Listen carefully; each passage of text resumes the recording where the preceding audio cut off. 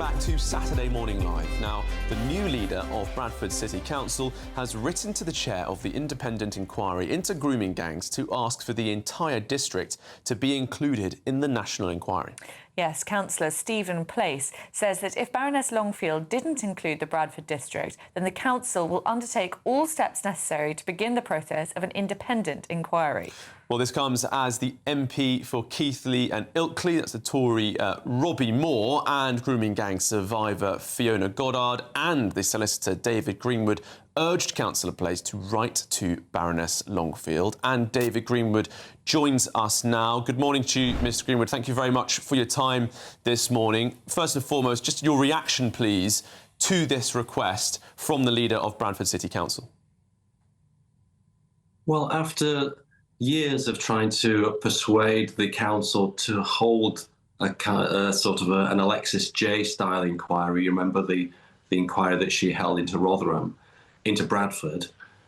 Finally, we have someone in the council, someone influential, who is willing to do so.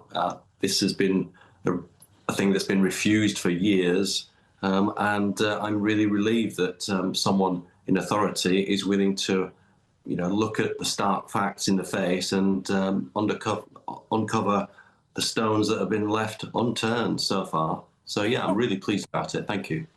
Why has it been refused for so long? Is there something sort of political going on here?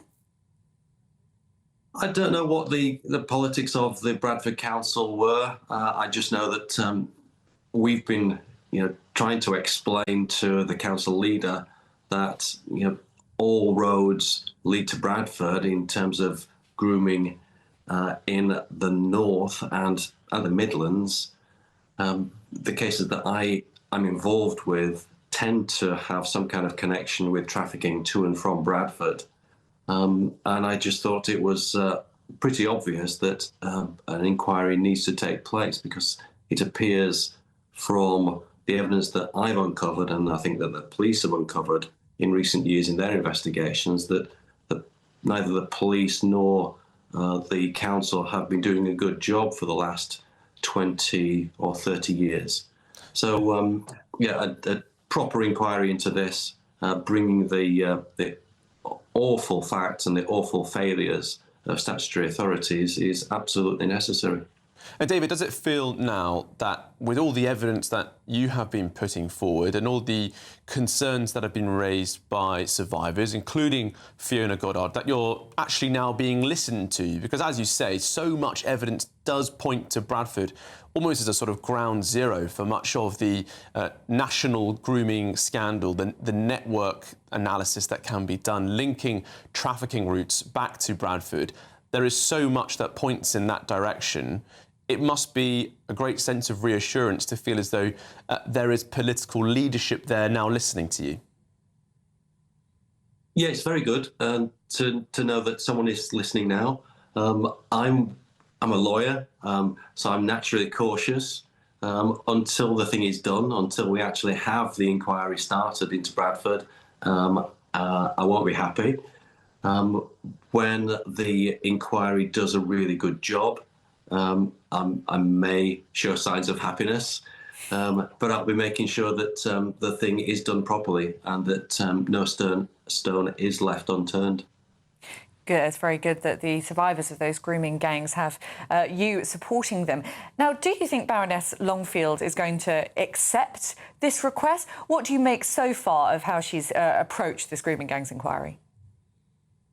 That's a great question. The idea that came from Baroness Casey that there should be individual towns and cities examined, 5 or 6, I think was the number, is a sort of novel, I suppose. It suggests to me that they are going to be looked at in a lot of detail, in minute detail, in fact. Unless we get that, it's not going to be a decent enough inquiry so far as I'm concerned. I know that the national inquiry that will presumably be based in London with Anne Longfield and 2 other panel members will be looking at the wider picture. But the idea of 5 or 6 towns and cities being looked at is inadequate, I would say. There are lots and lots of towns and cities around the country that need a good look and a good examination. And I don't see why the inquiry shouldn't look at all the towns and cities to work out what's gone wrong and who should be held accountable in some way.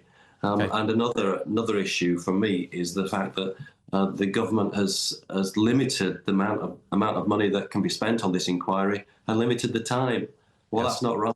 There'll be lots of... David Greenwood, I'm really sorry. We've got to go now. Lawyer from Swatowski, thank you so much for your analysis this morning. I should say, Olivia, you know, we did get an announcement this week, £100 million being spent on looking into child sex abuse, which would include a tenfold increase in funding for investigating grooming gangs. So there are some positive steps being taken. Well, Baroness Longfield said the Bradford case is obviously strongly made by victims and survivors over time in the Casey audit in IICSA in Operation Dale's Way. We're well aware of the case that's been made and it's a strong case. Right, there's lots more coming up on Saturday Morning Live today.